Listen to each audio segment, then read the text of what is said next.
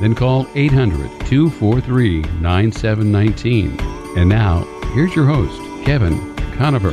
Bring your tide. Welcome to Educate for Life Radio. I'm your host, Kevin Conover. My website's educateforlife.org. And I just want to wish you a Merry Christmas if you're listening here today, checking in with us. And we're in Southern California. Right now I'm broadcasting on K-Praise, 12:10 a.m. down here. Also, FM 106.1 in North County. We're also on YouTube. And we have a fantastic program today. We're talking with somebody who has 406,000 subscribers on YouTube. He has over 93 million views. He earned a doctorate in philosophy and the philosophy of religion from Fordham University. And something really interesting, while studying at Old Dominion University, he was challenged to convert to Islam by his roommate, Nabeel Qureshi. Now, if you don't know who Nabeel Qureshi is, he actually passed away not too long ago in 2017. Very sad. I had the privilege of meeting him before he passed away. I was actually graduating with a master's degree in apologetics from Biola University, and I was having lunch with him in the back, and I had no idea that he was going to announce what he was struggling with, what he was going through with cancer. And he was a speaker with Ravi Zacharias International Ministries, and he was also the author of a book, Seeking Allah, Finding Jesus.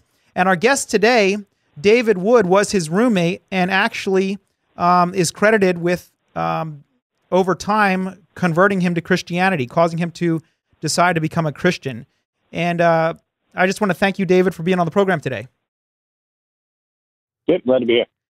So, David, can we start there with this discussion? A lot of our guests don't know a lot about what happened there, but can you pick us up with the story? How did you meet Nabeel, and ultimately, how were you able to convince him that Christianity was true? So Nabeel and I met on a school trip. We had both joined the speech and debate team, where you'd go to other schools and debate or give presentations or something like this, and be judged on them competitively. And we ended up on one trip, the first time we met, we ended up sharing a hotel room as we went to another school. And that first night, I was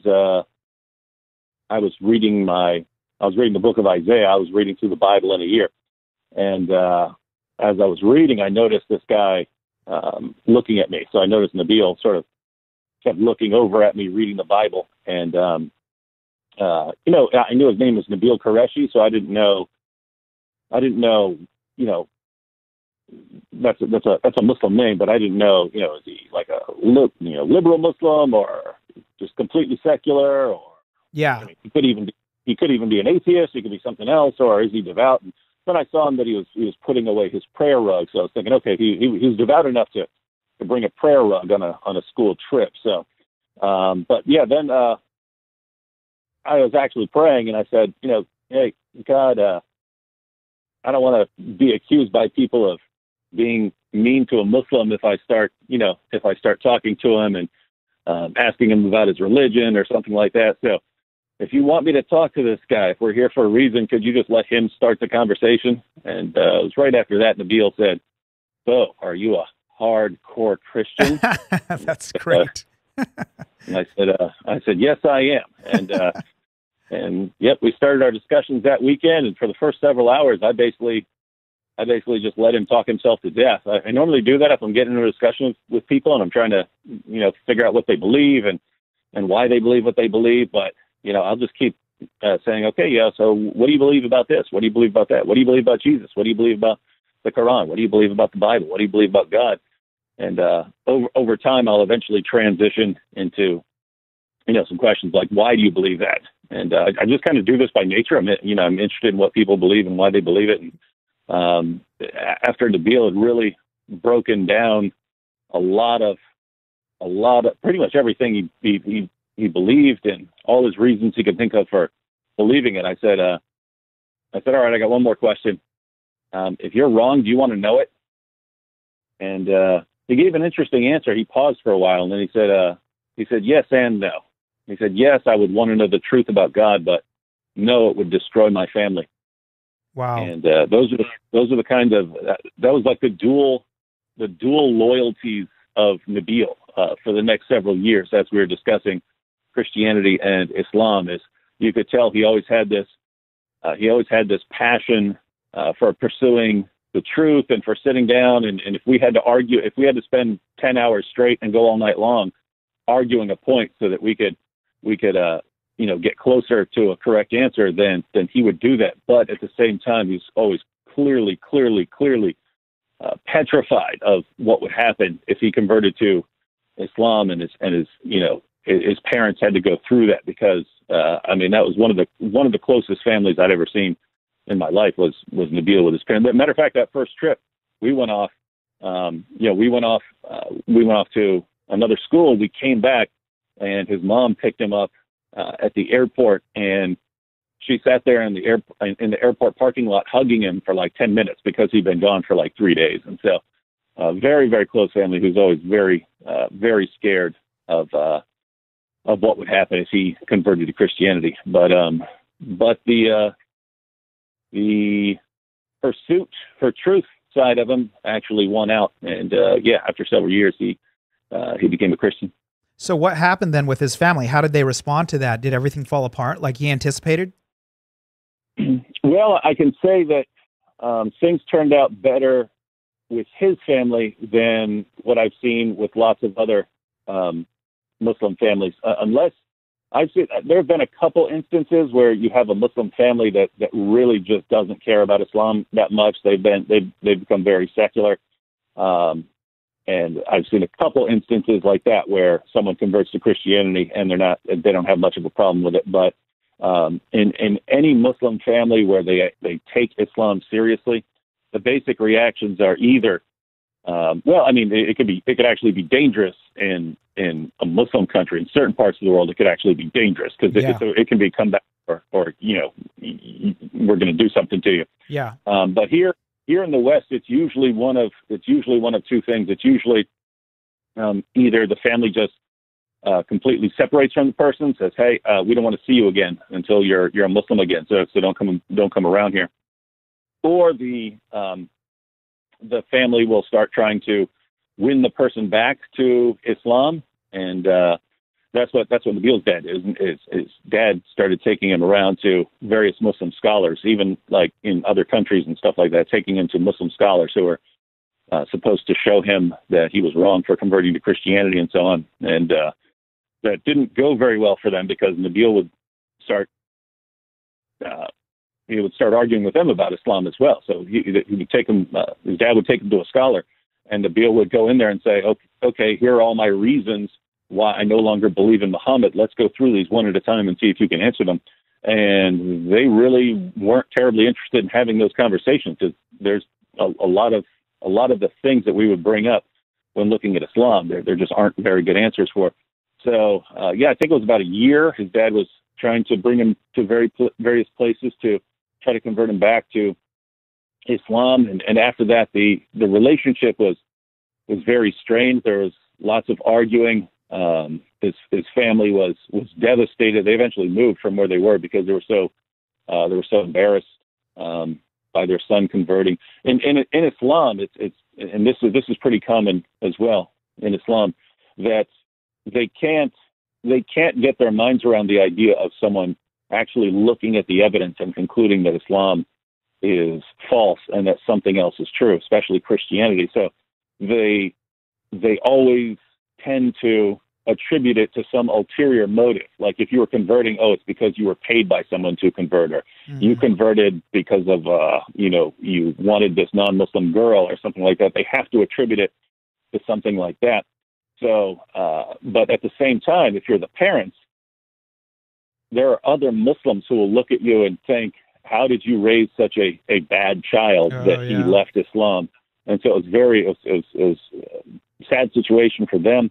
They actually moved, and there would be lots of arguing. But on the plus side, that it turned out better than with most families, in that they did continue having a relationship. Nabeel did continue visiting with them, and especially when he had a daughter. So Nabeel got married and had a daughter, and especially when Nabeel had a daughter. The grandkids always to help people smooth things over sometimes. Yeah. Now, I know he wrote a book, Seeking Allah, Finding Jesus, and now, sadly, he's passed away, but he's in heaven. But where is his family today? Have any of them turned to Christ, or are they still pursuing or following Islam? Yeah, they're still Muslims. Unfortunately, they have all of Nabeel's books for when they want to take a closer look at these things. But they're still pretty devastated, not just over their son converting, but over him not returning to Islam and then dying, because they believed, and they had like dreams that were confirming to them that their son was going to come back out of that he was going to come back out of Christianity and return to Islam, and that he was going to be this great light for Islam and stuff, and refuting Christianity. And they actually believed that they had like confirmation of this through their dreams and so on, and just didn't work that. So okay, well, if you're listening today, my guest today is David Wood, and honestly, I don't know if there's a more knowledgeable person on Islam and who has engaged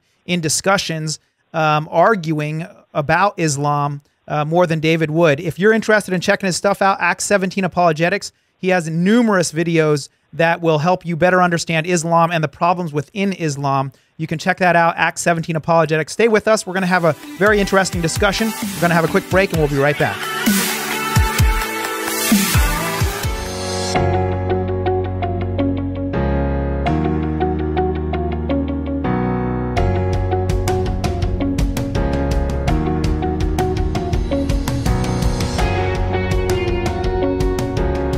Hi, this is Jason Hall, president of Team Home Loans, a branch of Synergy One Lending. I just want to take this opportunity to thank Kevin Conover for the profound impact he's had on mine and my wife's spiritual life, as well as being an incredible teacher while our kids were his students. His knowledge and passion have taught us all how important it is to be defenders of our faith. It is our sincere hope and prayer that you will continue to learn to be defenders of your faith through Kevin's radio show and through his Educate for Life teachings. Thank you, Kevin, from the Hall family and Team Home Loans.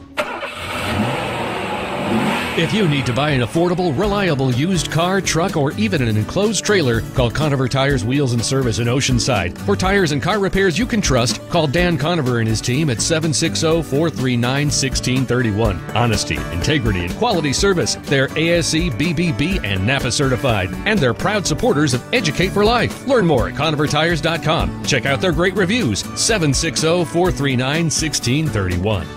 How can you live in San Diego and miss out on enjoying the water? Fast Lane Kayaking sells popular Hobie Cat kayaks that you pedal, not paddle. That means your hands are left free for fishing and fun. They're light and they're easy to use and maintain. Just rinse them off. Try one free on a demo ride. For 36 years, Ron and Debbie Lane have served San Diego with fun, family-friendly water sports of all kinds. Learn more. FastLaneSailing.com. 619-222-0766.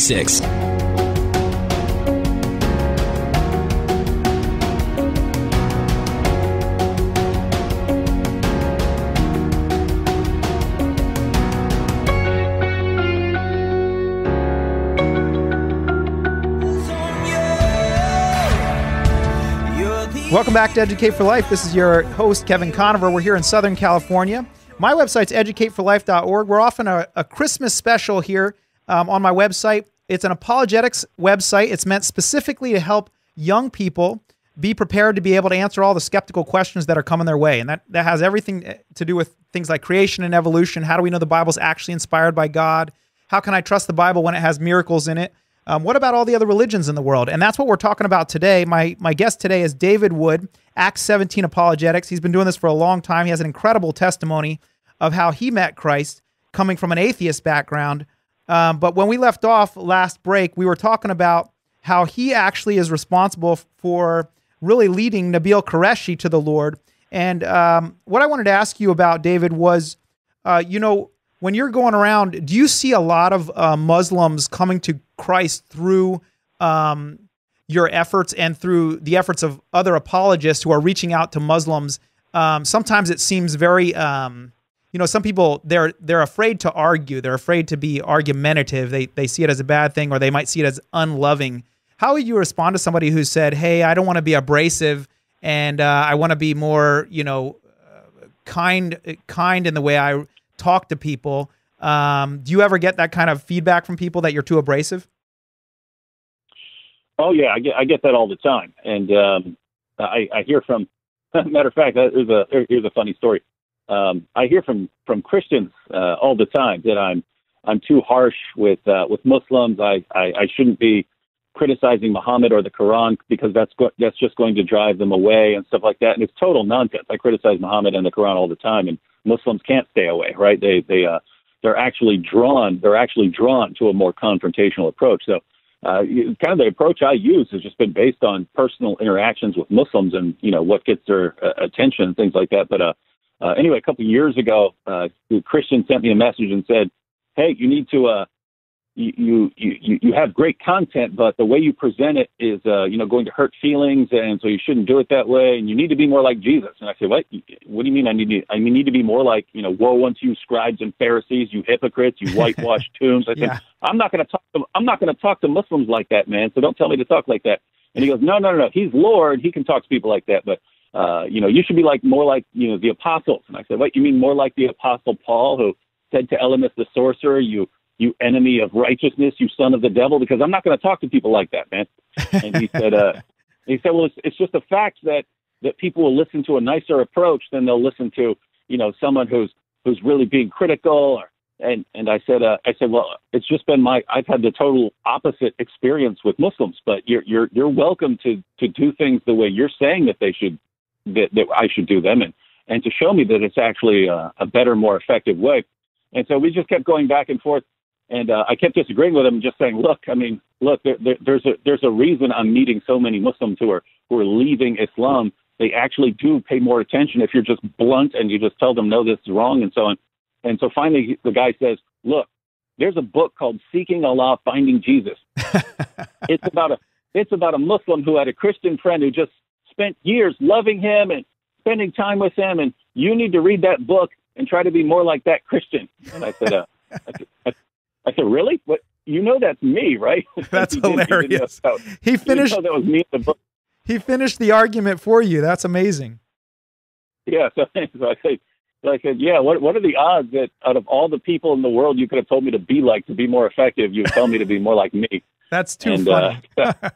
Yeah, funny. So yeah, I get it a lot, but it's just keep in mind, I'm not telling people to go out there and be harsh with Muslims or something like that. There are ways you can bring up very sensitive information with Muslims. My point is, there's information about the Quran and about Muhammad and about all these issues that they aren't getting from their leaders. Their leaders keep a lot of the actual facts from them, and they fill their heads with lots of nonsense. Right, like almost every Muslim scholar will tell Muslims, "Oh, the Quran's been perfectly preserved right down to the letter." That's absolute ridiculous nonsense from the Muslim sources. I'm not saying my perspective. I'm saying the Muslim sources talk about entire chapters of the Quran coming up missing and large passages coming up missing, verses being eaten by a sheep that aren't in the Quran anymore because the sheep ate the only copy. Those are the things you find in the Muslim sources. And yet Muslim leaders are telling Muslims perfect preservation right down to the letter. So the point is, they're not getting certain information about Islam that they would need to be able to form, an informed opinion. They're not getting that from their leaders, so they kind of have to get it from us.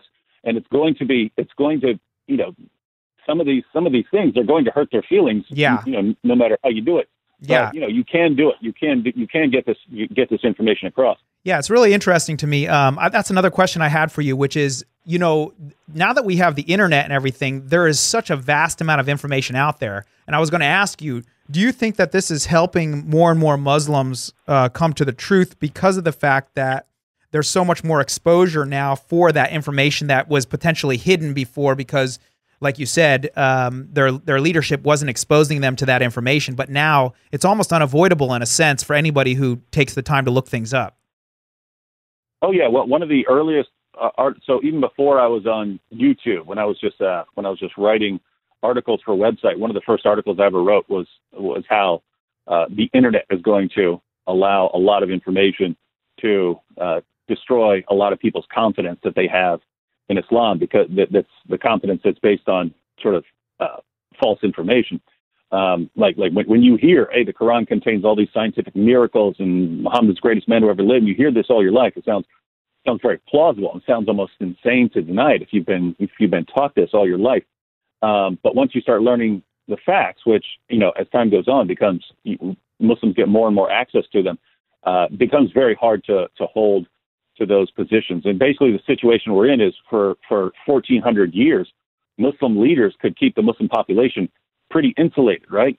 If someone started going around criticizing Islam, he was going to get his head chopped off, so he wasn't going to last very long. And if someone came from a different land, like a Christian came to an area with the gospel and things like that, well, they could stop that Christian. They could chop his head off. So they were able to keep people insulated from hearing lots of things. But now you have tons of Muslims who've come to the West, and so they're in a position where they can hear a serious presentation of an alternative, because it's not just that their information about Islam was concealed from them. It's that they'll make sure that no one ever hears a serious presentation of some alternative to Islam, like Christianity. But tons of Muslims have come to the West, and they're in a position where they can hear an alternative to Islam, so they can hear the gospel, and they can hear things about Islam that they would have never heard in other parts of the world. But at the same time, yes, through the internet, basically, Muslims in Saudi Arabia, Muslims in Pakistan, Muslims in all kinds of countries now have access to information that they haven't had access to for 14 centuries. And so actually, as bad as things can be in certain parts of the world, this is actually an awesome time. This is the greatest time in history. If you have a heart for reaching Muslims with the gospel, 14 centuries worth of Christians who've been interested in talking to Muslims couldn't have dreamed of the opportunities that we have right now. That's awesome.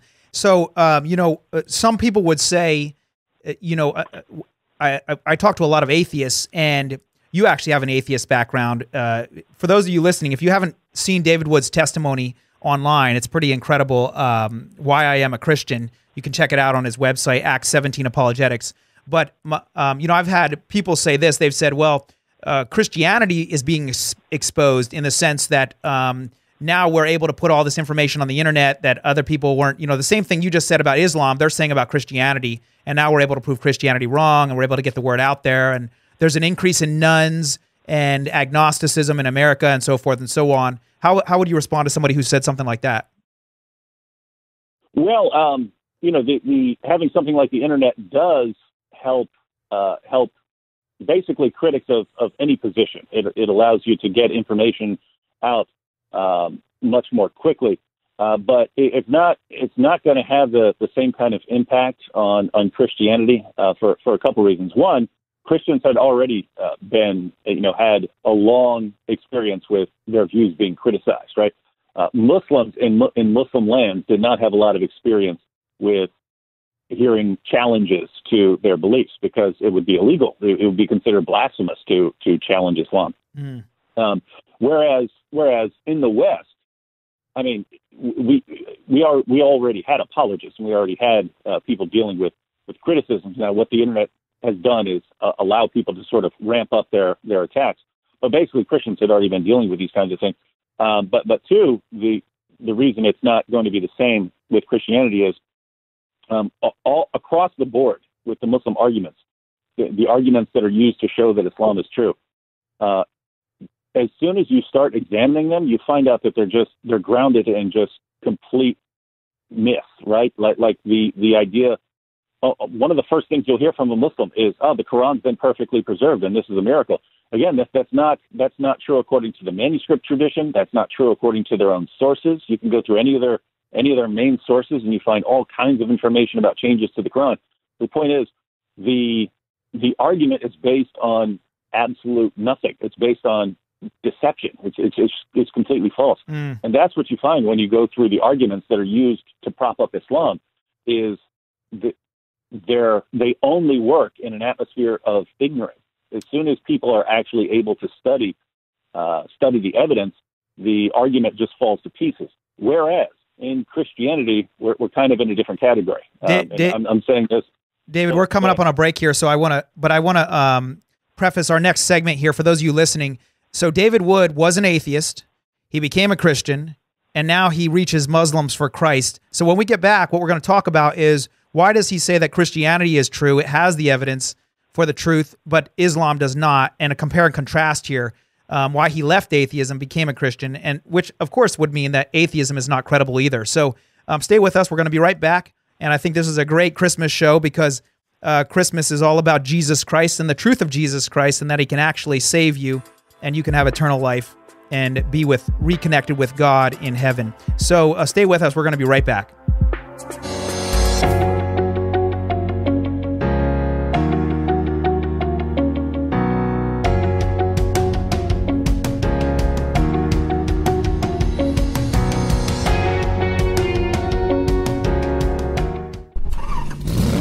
Save money by taking good care of your car. Call Conover Tires, Wheels and Service in Oceanside. Locally owned and operated since 1991 with all the brands you trust. See their great customer reviews and special offers at ConoverTires.com. Dan and his team are proud to support Educate for Life with Kevin Conover. They even sell affordable, reliable used cars and enclosed trailers. Conover Tires, 2405 Oceanside Boulevard, 760-439-1631.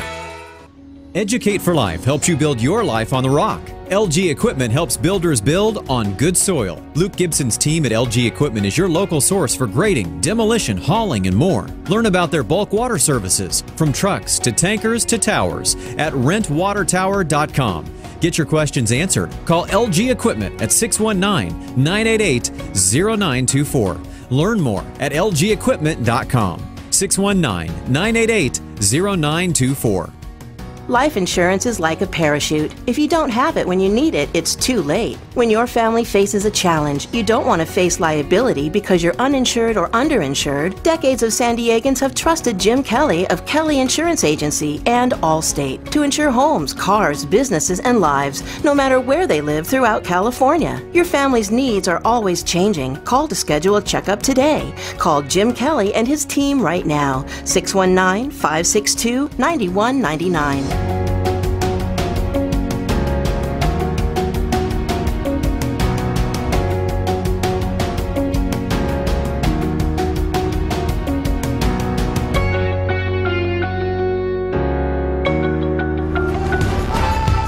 Hey, thanks for listening to us today. This is Kevin Conover. We're on Educate for Life. We're down here in Southern California, K-Praise 1210 AM, FM 106.1 in North County. And you can also listen to all the different shows on YouTube, too. I just interviewed last week J. Warner Wallace, homicide detective who became a Christian at the age of 35. And he wrote a book called Cold Case Christianity, absolutely incredible testimony and evidence for the truth of Christ. Today we're talking with David Wood, and David Wood is an expert on Islam. He kind of, in a sense, fell into this. But David, when we left off last segment, what we were talking about was the fact that you left atheism to become a Christian. If you don't know who David Wood is, he has a wild testimony. David, you almost killed your father and then ended up in prison. Is that correct? Yeah, couple jails, couple prisons, couple mental hospitals. And then you ultimately became a Christian, and it made sense. And then your Christianity, in a sense, went through a kind of a trial by fire, in the sense that you were arguing with this Muslim about which was true, and this forced you into a position of looking at the evidence for the truth of Christianity versus the truth of Islam. What made you decide that Christianity was more valid than, say, atheism or any other particular worldview? Because a lot of atheists say, hey, Christianity has just as many problems as Islam does as far as its credibility, or the Bible versus the Quran, these sorts of things.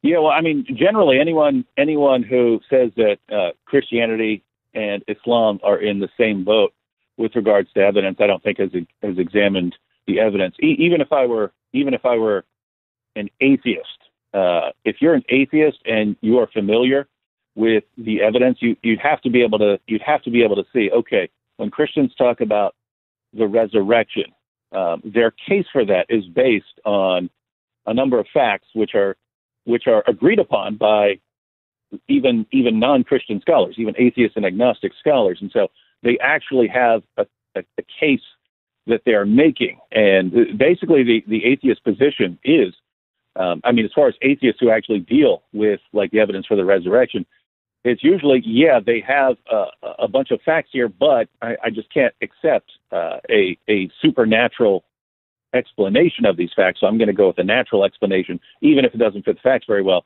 It's better than a supernatural explanation. So, but with Islam, you find out that the arguments are just based on complete fabrication. It's a series, and I've been dealing with arguments for Islam for years, but there's nothing in Islam that passes any sorts of standards as something for a good argument.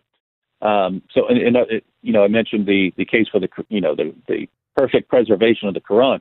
Well, even if the Quran had been perfectly preserved, that wouldn't mean that it's a miracle. It just mean that it was well preserved. But you find out that it hasn't, or the claim that the Quran is filled with scientific miracles. As soon as you start looking into them, you find out the Quran's a scientific disaster. So those arguments all fall apart. Whereas the more you look at the resurrection, the more you find out, there's actually good evidence here. So basically, the evidence. This is why I became a Christian. That we know for a fact how Jesus died. At the scholarly level, is considered indisputable. People like even critics of Christianity, like Bart Ehrman and the Jesus Seminar, and various atheist agnostics and so on. They'll say that Jesus' death by crucifixion is one of the best established facts of ancient history, and so that's not disputed. Jesus' death. They'll disagree with his resurrection, but they'll even grant a number of facts which we use to build our case for the resurrection. So scholars across the board, regardless of their perspective, whether they're Jewish scholars, atheist scholars, agnostic scholars, they grant across the board that Jesus' disciples were convinced that he had appeared to them on a number of occasions, and that this belief that they have that Jesus was appearing to them is what gave rise to their confidence that he had risen from the dead. And so they grant that as a fact, and they have to grant that as a fact because we have so much information on the claims of the first century Christians and on their willingness to die for them, that the basic position among scholars is, yes, we know they believed it. They were ready to go to their horrible bloody deaths over this.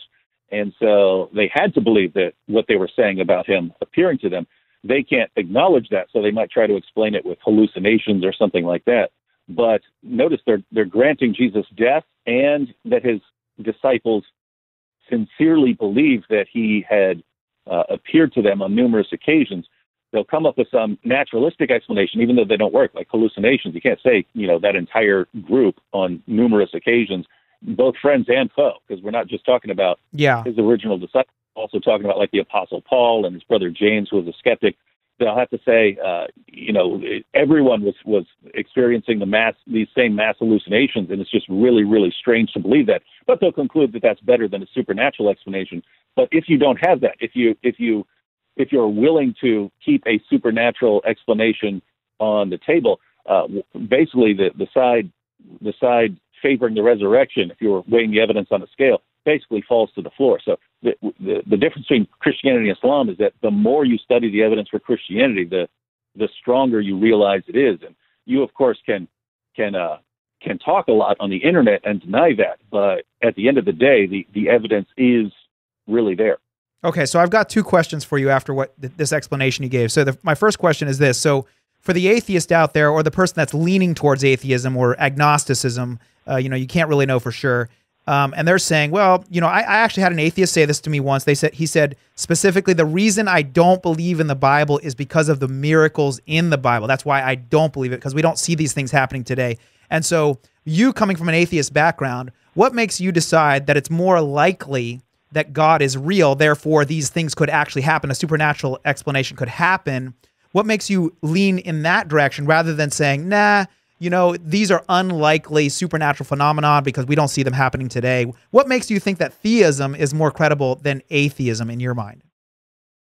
Well, yeah, so there are kind of two issues there. One, there's the point that you brought up, namely that if you're ruling out miracles, yes, obviously, if the world, if there were no God and there was nothing supernatural, then a miraculous explanation would be off the table.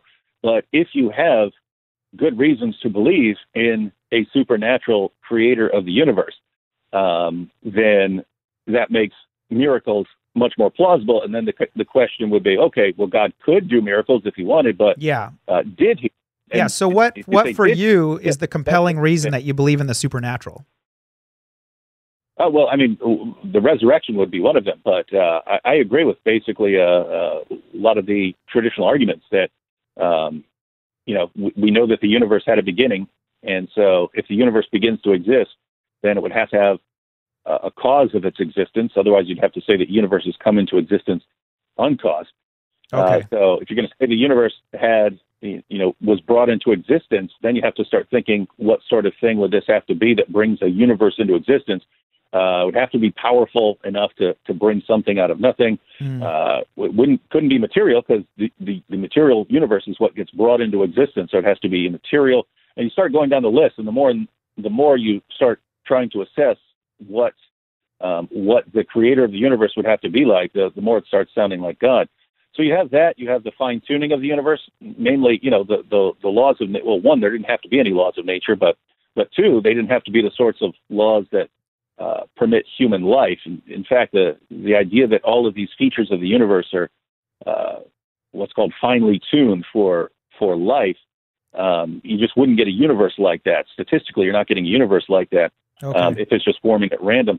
So anyway, you have all kinds of things. The moral argument, basically, there has to be a ground of the moral order in the universe, laws of logic. Laws of logic, you don't find them with a microscope or telescope. You don't find them in a science lab or something like that. They're conceptual, but concepts exist in the mind, and yet everything is sort of everything has to go along with them, and so they're kind of omnipotent in a sense. Well, now you have basically laws of thinking and moral laws and mathematical truths and so on that are all true, independent of what humans believe. If there were no humans, these things would still be true. Yeah. And yet they're abstract and conceptual, meaning they only exist in a mind. They don't exist in like a rock or something like that. They exist in a mind. And so there is a reality out there that's not just physical and material, and yet encompasses all these abstract concepts and creates the world and everything. And so, it really starts looking more and more like God. But then if you want to get into specific, has this God revealed himself to us in any personal way? Then you start looking at history and something like the resurrection. So that's one issue. But the other issue, and I can say this very quickly, atheists are simply wrong when they think, things like that don't happen. If they're just looking at statistics, Pew Research did a study a few years back, and they looked at just one denomination of Christianity in 10 countries around the world. So they're just talking about 10 countries that they actually did a poll in, and they were already in the hundreds of millions of people who believed that they had personally witnessed a miracle. So the idea is, if they were already in the hundreds of millions of people who believed they'd witnessed a miracle, just looking at one denomination of Christianity in just 10 countries, you can probably extrapolate that there were probably well over 1 billion people in the world who believe they've witnessed a miracle. So atheists are kind of similar to Muslims there, where they've heard all their lives, this just doesn't happen. The way a Muslim's heard all his life, the Quran's been perfectly preserved. But they really should, before you start making claims like no miracles occur or miracles are off the table, you should at least I'm guessing you should at least spend 5 minutes studying the issue, but they just don't.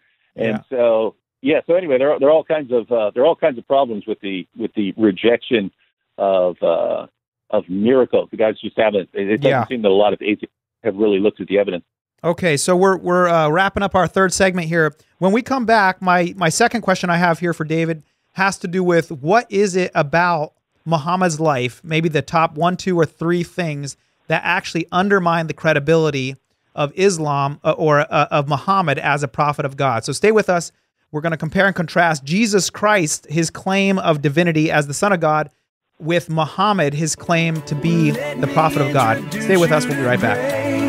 grace.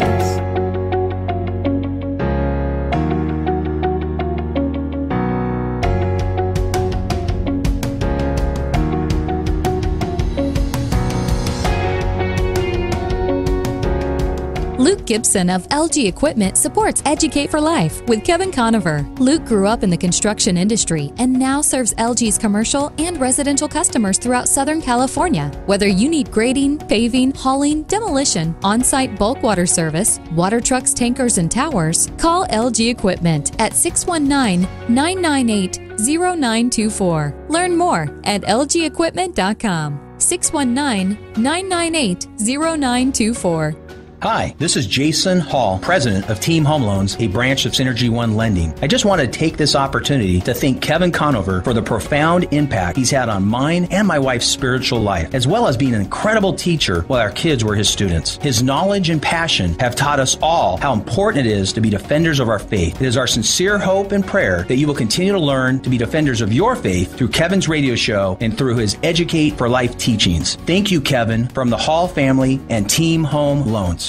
Life insurance is like a parachute. If you don't have it when you need it, it's too late. When your family faces a challenge, you don't want to face liability because you're uninsured or underinsured. Decades of San Diegans have trusted Jim Kelly of Kelly Insurance Agency and Allstate to insure homes, cars, businesses, and lives, no matter where they live throughout California. Your family's needs are always changing. Call to schedule a checkup today. Call Jim Kelly and his team right now. 619-562-9199.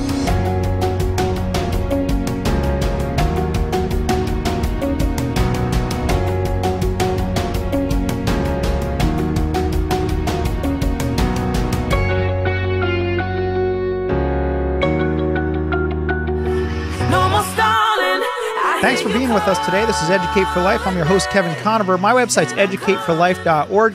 You can join or subscribe to our website. We have a full comprehensive apologetics curriculum. Covers everything you can possibly imagine, all the way from creation and evolution issues up to how do we know the Bible is actually God's word? You know, what about slavery in the Old Testament?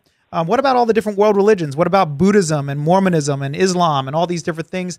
And then we also cover all the cultural issues. If you're a parent or you yourself just have a lot of questions, it's a great resource to be able to comprehensively look at these issues and get answers to the hard questions that people ask. Our culture is becoming increasingly skeptical. My guest today is David Wood, and he's on the cutting edge of apologetics. He specifically has ministers to Muslims and helps people reach out to Muslims. His ministry is Acts17 Apologetics. He has numerous videos on YouTube that you can check out with all kinds of valuable information. I've watched a lot of them, and they're incredibly insightful and deep. They get down to a lot of the issues that you don't typically think about when you're thinking about Islam. So I wanted to ask you, David, a couple questions here as we're wrapping up. A lot of young people are being exposed to ideas in public education and everything that make it sound like, hey, Islam is just as credible as Christianity. It's just whatever you choose. It's, you know, these sorts of things. And, you know, I'm concerned about the upcoming generations and what they're having to deal with. Do you have any advice for parents as it pertains to issues like Islam and worldview? And you being a parent yourself, I think you have 5 kids. Is that right? Yeah. How do you encourage parents to deal with all the ideas that are in public education that are coming their way? With, like, for example, the Council on American Islamic Relations here in San Diego, they're now working with the San Diego City schools to make kids more aware of Islam, things like this.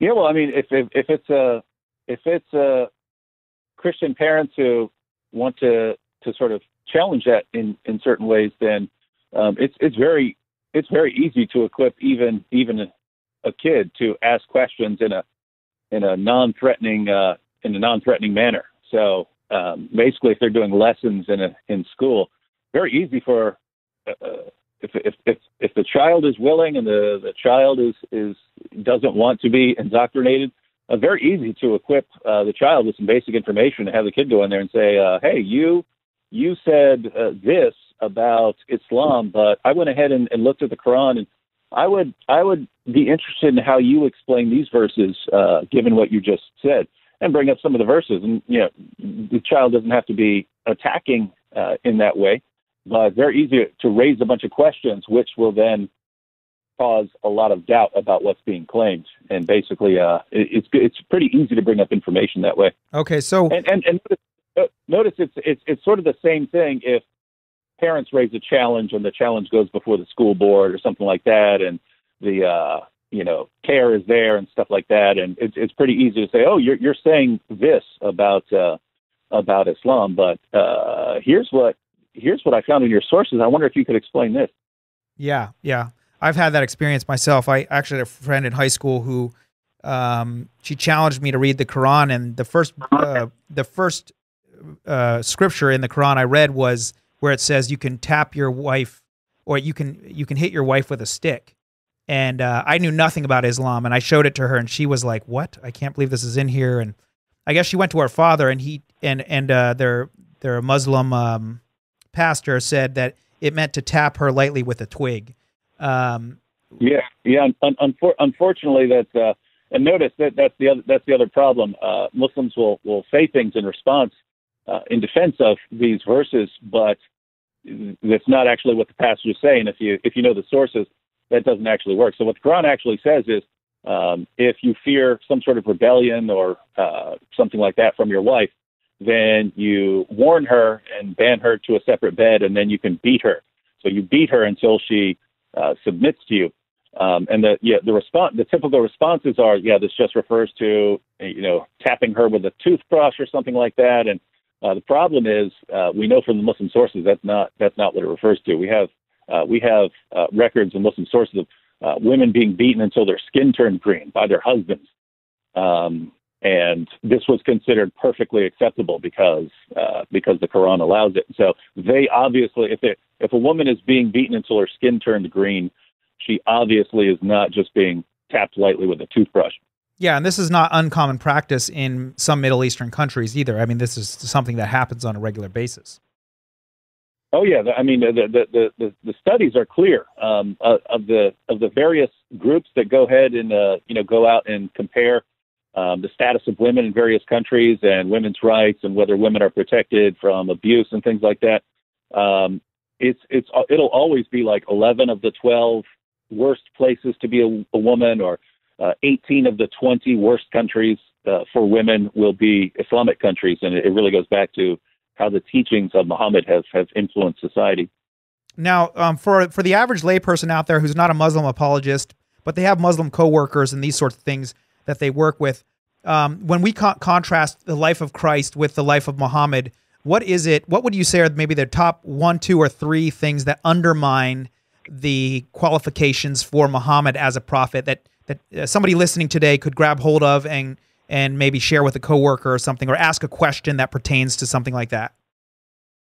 Yeah, if you're presenting this to a coworker, I would do it sort of in the form of questions like, hey, I was looking at Muhammad and I saw this. I was wondering, how do you explain this? But basically, a lot of the serious issues, and certainly things that would set him apart from someone like Jesus. One, if you read the history of Muhammad, you're struck by the number of spiritual problems this guy had.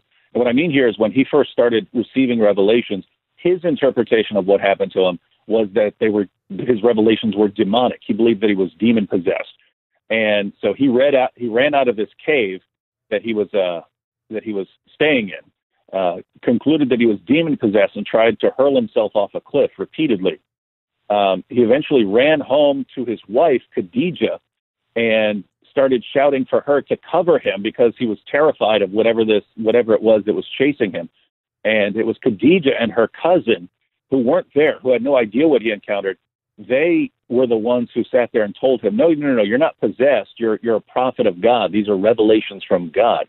So his impression of the revelations was that they were demonic. Other people who weren't there were the ones who convinced him that he's a prophet. So you have things like that. You have Muhammad delivered what are called the satanic verses. This is according to Islamic history. Muhammad delivered what are called the satanic verses, promoting belief in 3 pagan goddesses, and said that you could pray to them because they would carry your prayers to Allah. Then he came back later and said, no, the devil tricked him into delivering this revelation. And so you can grant that, but then what that means is that he couldn't tell the difference between a revelation from God and a revelation from the devil, but this guy actually delivered a revelation and then blamed the devil for that revelation. Then you have other things where we have sources on Muhammad claiming that he's a victim of black magic, a spell that gave him delusional thoughts and false beliefs and so on. So you have all these kinds of problems that you wouldn't expect them from a prophet. But, clearly Jesus is in a different category. So you have those kinds of issues. You have moral problems. Muhammad had sex with a 9-year-old girl. He married a girl when she was 6 and then consummated the marriage when she was 9 years old. She hadn't even reached puberty yet. He married the divorced wife of his own adopted son after causing the divorce because he was lusting after her, and his adopted son found out about it, and so he divorced her so that Muhammad could have him. He told his followers they could have up to 4 wives, no more. That's a revelation in the Quran, but then he got another revelation saying that he could have even more, so he had at least 9 wives at one time. But basically, you had this never-ending array of moral problems where if we saw someone who had these problems, we would not trust them, and Muhammad just has more sort of moral and spiritual problems than anyone I've ever met in my life. So those would be 2 of the problems. The third would kind of be ignorance. Muhammad, he really seems to think that the Bible agrees with him, that the Torah agrees with him, that the scriptures of the Christians agree with him, that Jesus agreed with him. Whereas if we actually go out and start studying the issue, we find that the Bible definitely doesn't line up with Islam, and the teachings of Jesus don't line up with Islam, because according to Islam, Jesus didn't die on the cross, he didn't rise from the dead, and he's not Lord. Well, that's sort of the foundation of the Bible.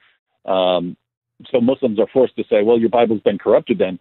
Unfortunately for them, Muhammad didn't just affirm that our Bible is inspired. He also affirmed that the Bible has been perfectly preserved and that it's still authoritative. So even in its present form, even in the form that it was during his time, which is the 7th century, he was affirming the authority of the Bible. And yet we know what the Bible said in the 7th century. We have copies of it from before then. So you can't simply say that the Bible has been corrupted without contradicting Muhammad. And so the real problem here just seems to be this guy doesn't know anything he's talking about. He's talking, but he's talking to people. His listeners don't know what he's talking about either. So they don't really have the ability to correct him.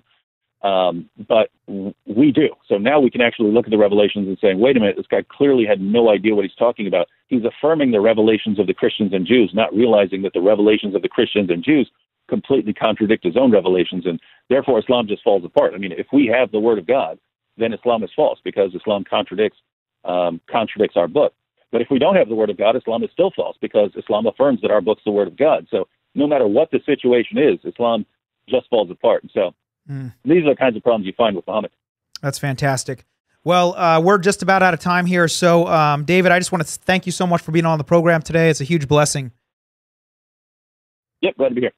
Absolutely. David Wood, Acts17 Apologetics. Please check out his stuff. It's absolutely incredible. And, if you have Muslim friends or neighbors, if you have coworkers, don't be afraid to invite them to a Christmas celebration. They may or may not come. They may not come to your church, but you want to just start that conversation. God loves all people. He loves Muslims. Many Muslims are coming to Christ. Surprisingly, the Quran actually talks about Jesus Christ a lot. And so it's a great opportunity this Christmas season to invite your Muslim friend or coworker to learn more about Jesus Christ and what the Bible has to say about him. Because like David said, the Quran actually says good things about Jesus Christ. It actually says he's a prophet of God. So take that opportunity. Don't be afraid. You'll be amazed at what God can do when we take those steps of faith to reach out to the people around us. And I hope you have a fantastic Friday and weekend, and Merry Christmas. We'll be back again next week, I believe, with Greg Kokel. So looking forward to talking to him too. God bless you. Have a fantastic day. Did you miss part of today's program? Don't worry, we're committed to helping you get the info you need. Okay, that was dumb. But for real, visit educateforlife.com for podcast and video recordings of the show and to sign up for the School of Unshakable Faith. Leave us your comments, compliments, questions, or concerns at 800-243-9719.